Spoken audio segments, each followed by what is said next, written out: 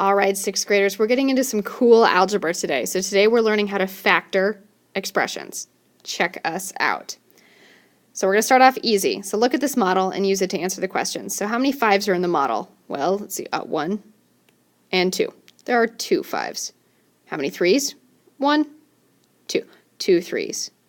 So what does this expression represent in words? 2 5s and 2 3s. So let's write that out.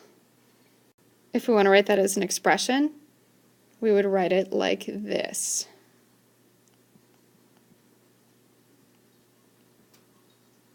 So how come I didn't use any parentheses?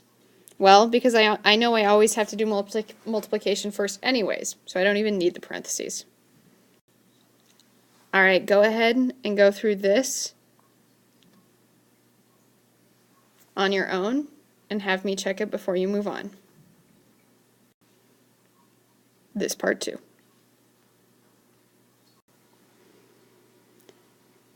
So we call this the distributive property.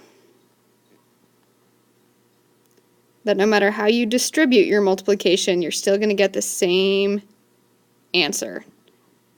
But multiplication you can distribute all around.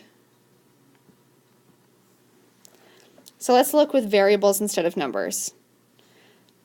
So in words, we would say, we could call this the sum of 2 A's and 2 B's. So we'll say 2 A's and 2 B's.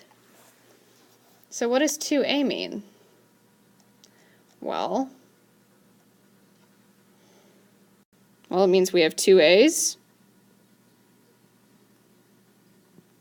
So we could say that as A plus A or 2 times A, either one. And how many A's are in this model? 2.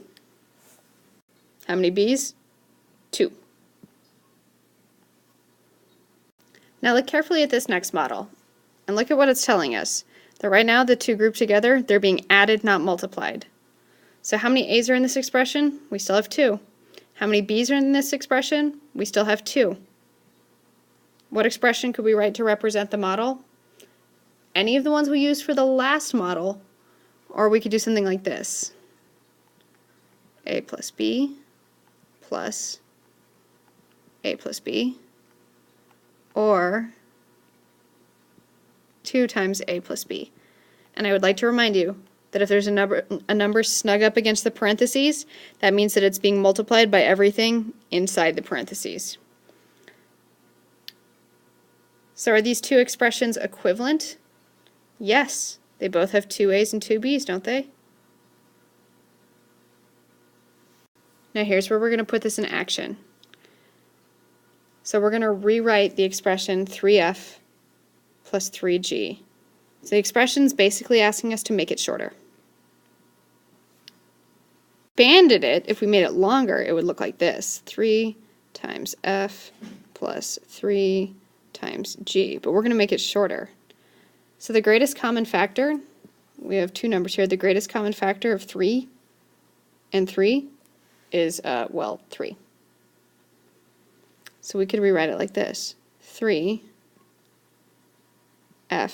plus G. Because we know with the parentheses, with that 3 snug up against the parentheses, that we have 3 times F and 3 times G. So this is the same as this, or this.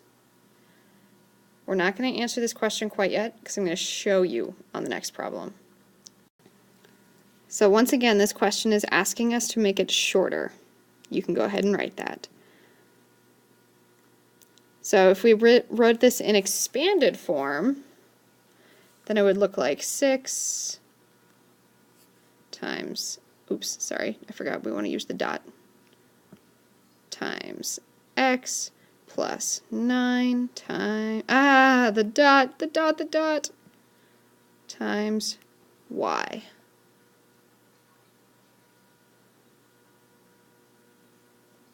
But look, let's use the greatest common factor. So the greatest common factor of 6 and 9 is 3. So we can pull the 3 out. And then the parentheses. Well, we want 6x. So 3 times 2 is 6, so 3 times 2x is 6x plus 3y. So I'm going to remind you, we want to get to 6x plus 9y. So check this out. 3 times 2x, that's 6x. 3 times 3y equals 9y.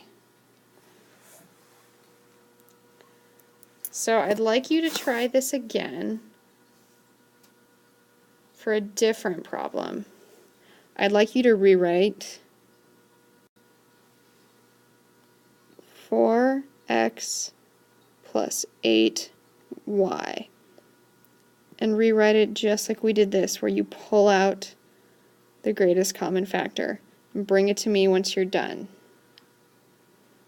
Once you have the smelly star, you can move on to the next part of this video. Now for this problem, well, 3 and 11 don't have a greatest common factor.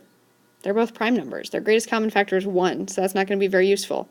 But we could use c as the factor. So we could rewrite this expression as c, 3 plus 11, because c times 3 is 3c, which is what we wanted up here, and c times 11 is 11c, which is what we wanted. Let's take a look at one more. So we have 24b plus 8, not 8b, just plain old naked 8. So our greatest common factor for 8 and 24, ooh, that's going to be 8. 8 goes into 8, 8 goes into 24. So if we do this in parentheses, so we're going to pull our 8 out, 8's going to be on the outside. And then what does it take to turn an 8 into a 24? Multiplied by 3, and we'll put our b in.